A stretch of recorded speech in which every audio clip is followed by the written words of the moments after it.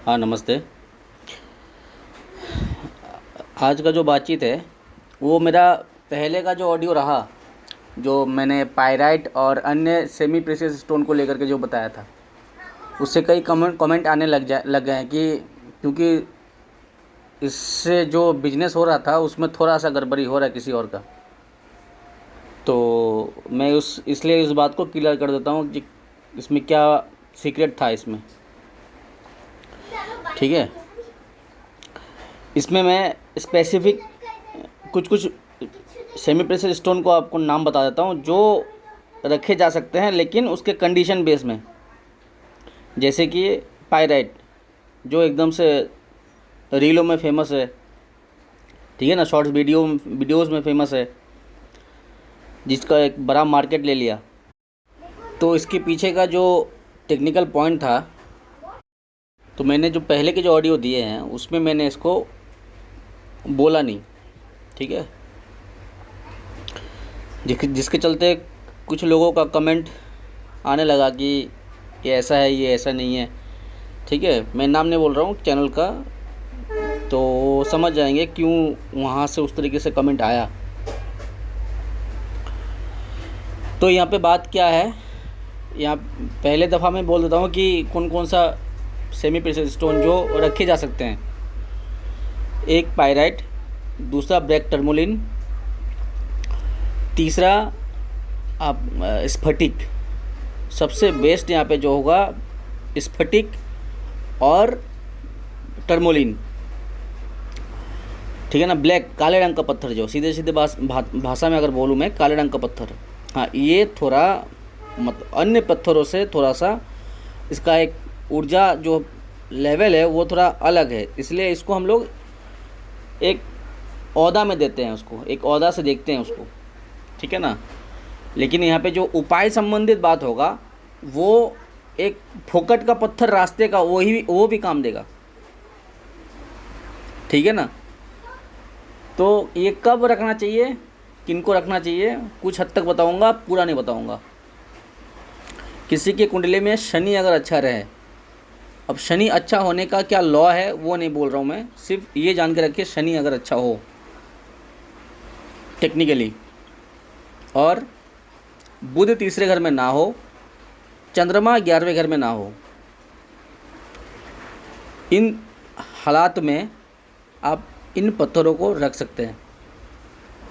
सबसे बेस्ट होता है वहाँ पे कोई काला पत्थर जो एक स्तंभ रूप में हो, लेटा हो, या फिर उसको सीधा करके रखा गया हो, कैसे भी फॉर्म में रखा गया हो।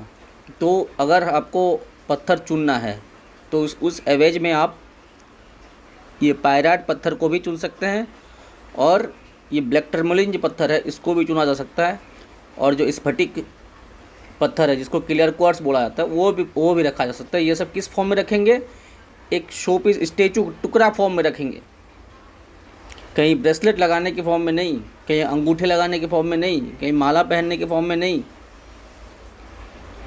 ठीक है ना। और यूँ भी नहीं कि आप उसको गोल करके शेप में बना करके रख दीजिए, ऐसा नहीं। जो एक रॉ फॉर्म में जो पत्थर मिलता है जिसका कोई आकृति ना हो, अच्छा यहाँ से कटा हुआ हो, यहाँ से सीधा हो, यहाँ से टेढ़ा हो, यहाँ से नुकीला हो, उस टाइप के जो पत्थर होते हैं, जो प्रकृति में जिस तरीके से मिल गया आपको, बस उसी को ही आप रख लीजिए, फिर आपको वो फ़ायदा देने लग जाएगा। मैंने कंडीशन बताया, किस किस कंडीशन में कुंडली में शनि बेहतर होना चाहिए, बेहतर होने के लॉ अलग है, वो उसमें एडवांस पॉइंट में आ जाएगा वो फिर।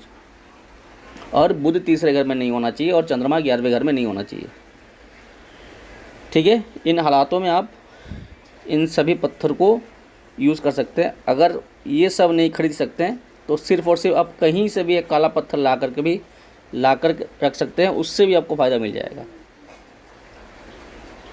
ठीक है। और अगर बुध तीसरे घर में हो गया, चंद्रमा 11वें घर में हो गया, और कुंडली में कहीं कहीं से शनि लॉ के मुताबिक ख़राब हो गया, यही पत्थर रखने के कारण गड़बड़ी पैदा कर देगा। अब यही पत्थर मान के चलिए आप रख के गए थे, आपके जाने के बाद अगर आपका कोई जो उस जनरेशन आया, उस पत्थरों को कहीं पर फेंक दिया, या वही पत्थर आपके उस इलाके में कहीं गड़ गया, अब यहाँ वहाँ पे शब्द ये बनेगा कोई गड़ा हुआ पत्थर आपके लिए नुकसानदायक साबित हो जाएगा।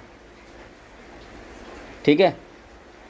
और दूसरा बात यहाँ पे क्या है, जो नींव में पत्थर दबाने वाली बात है जो दिख रहा है वो भी गड़बड़ी कर देगा। अगर बुध तीसरे घर में हो तो इस तरह के पत्थर अगर कहीं नींव में, घर के नींव में दबा दिए गए तो गड़बड़। अगर चंद्रमा 11वें घर में हो तो भी, ठीक है, कुंडली में शनि खराब भी हो जाए लॉ के मुताबिक तो भी।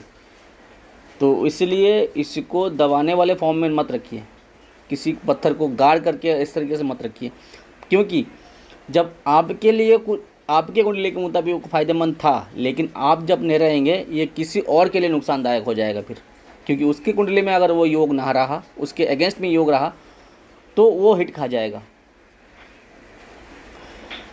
ठीक है। तो इसलिए सीधा सीधा सिंपल सा यही बात है, जिसके कुंडली में ये तीनों योग जो मैंने बताया वो ठीक ठाक है तो आप इस चीज़ को एक्सेप्ट करो। और अगर इस मुताबिक नहीं है, जो शनि वाला लॉ है, ये देखने का तरीका कुंडली देखने के बाद ही पता चलेगा, तीर तुक्का मार करके नहीं होगा, तो ही आप इसके लिए अलाउड हो। और अगर इस लॉ के अंडर में नहीं है तो आप इसको, कोई भी पत्थर, सिर्फ इसको ही नहीं, कोई भी पत्थर आपके लिए नुकसानदायक साबित हो जाएगा।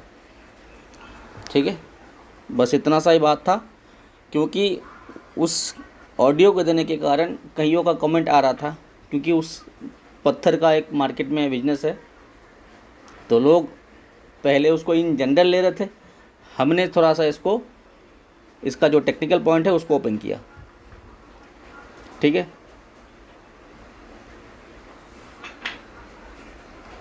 अब इसमें इस तरीके के पत्थर का बहुत सारा रंग है, नीले रंग का भी है, हरे रंग का भी है, लाल रंग का भी है। ठीक है। तो आपको किन किन कलर से बचना है, ब्लाइंडली आपको कुछ नहीं पता है, एस्ट्रोलॉजर भी बोल नहीं पा रहा है, उसके बारे में भी इस चीज़ को कोई दूसरे अन्य एस्ट्रोलॉजर को इसके बारे में कुछ आइडिया नहीं है, तो एटलीस्ट नीले रंग का पत्थर जो होगा उसको किसी भी रूप में हो ना रखिए। जो सेमी प्रीसियस जो पत्थर है मैं उसको बात कर रहा हूँ। हाँ, कई कभार क्या होता है कि प्रीसियस स्टोन भी रख ले जाते हैं, तो उस हालात में नीले रंग का जो पत्थर रहेगा उसको भी आप ना रखिए, हरे रंग का पत्थर भी ना रखिए और लाल रंग का पत्थर भी ना रखिए।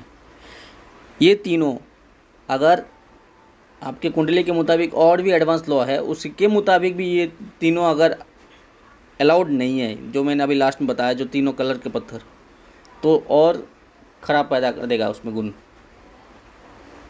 ठीक है। तो ये जो अभी जो मैंने लास्ट के 3 बताए उसके लिए और योग है कुंडली में, जो उसके लिए अलाउड होगा, वो कुंडली में वो योग हो तो ही अलाउड होगा, वो योग नहीं है तो योग वो अलाउड नहीं होगा। तो उस हालात में ये 3 पत्थर तो इन जनरल ही अवॉइड करो, जो ब्लू कलर के हो, ग्रीन कलर के हो और लाल कलर के हो।